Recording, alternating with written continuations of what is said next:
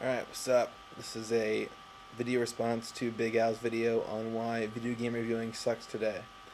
I'm going to take it apart sentence by sentence and tell him why video game reviewing is awesome today and how most of the things he has mentioned are bullshit.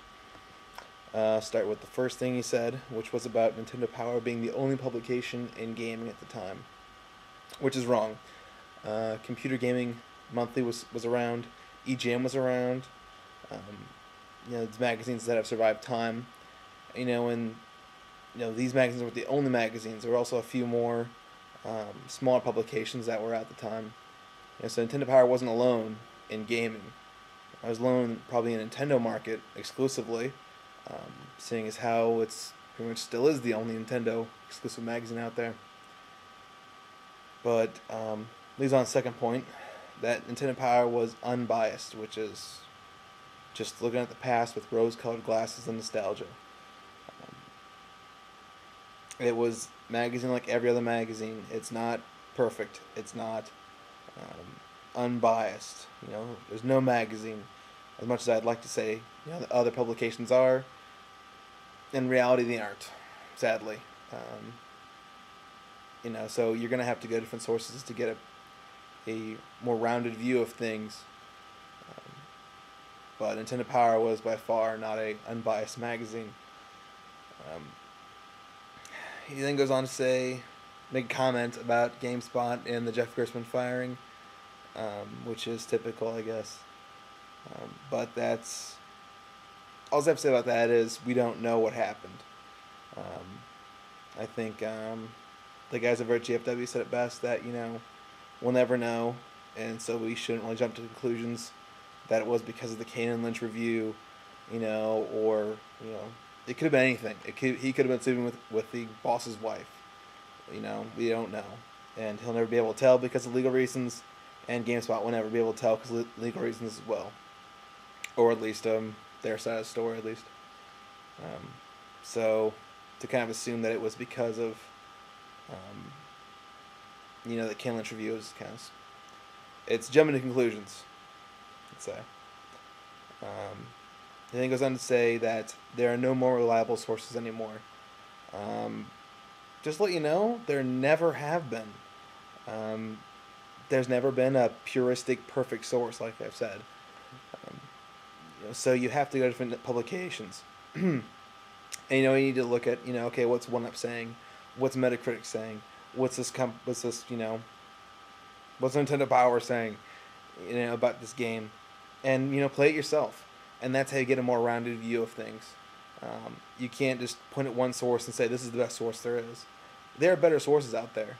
Each magazine and each publication, internet or physical, provide a different sort of perspective on things. GFW provides a perspective of sort of deep in-game ideas and sort of looking at the game more meta than anything, I guess. Don't know how to describe it. And then you look at like Game Informer, where they're more on the surface. The casual sort of person, the person who's going to put all their time into this game. What are they going to take out of it? And that's fine, and that's what makes them unique. That's what makes them good. And that's what's great about them. Next comment about Jackass the game. Don't want to touch that one. He goes on to complain about X-Play and how it used to be good, but now it sucks. I will agree with you there. I will agree. I did like the old format of just Adam hanging out in old arcades and playing some games while he does reviews. Those are the old Tech TV way of doing things. Even early X-Play when Morgan came in was pretty good. Now it is kind of watered to nothing anymore. But that's, I think, is mostly to blame because of the G4 takeover and suffocation of what was awesome, which was Tech TV. So that's sad. They're getting better. The newer format's all right. Nice to see him trying. Morgan's done her own thing. I'd like to see Adam go off and do his own thing. I'd like to see him start a sort of web show about games, which would be really cool. XPlay, in fact, does not also love Nintendo exclusives. Super Monkey Ball Adventure for the GameCube got a 1 out of 5, and also Pokemon Channel for the GameCube also got a 1 out of 5 on XPlay. So, knocks down your theory that they love Nintendo exclusives. But for the most part, yeah, I guess I will agree there. They have their own little nits and picks, but what reviewer doesn't? Move on to the big topic of the day, which is Halo 3, and that its score was unwarranted. They would have given it a 7 out of 10. I would have given it probably a 7 or 8, yeah. You see nothing of value in it, but I think Halo represents really good console multiplayer in a first-person shooter perspective. Many first-person shooters can't pull that off too well. I think Halo did. I think it combined. It's not original by any stretch of the word, but it is fun. It is kind of the perfect combination of things that really makes it good. And that's not knocking on it. I mean, just because it's not original does not make it bad. It's how it presents, its presentation.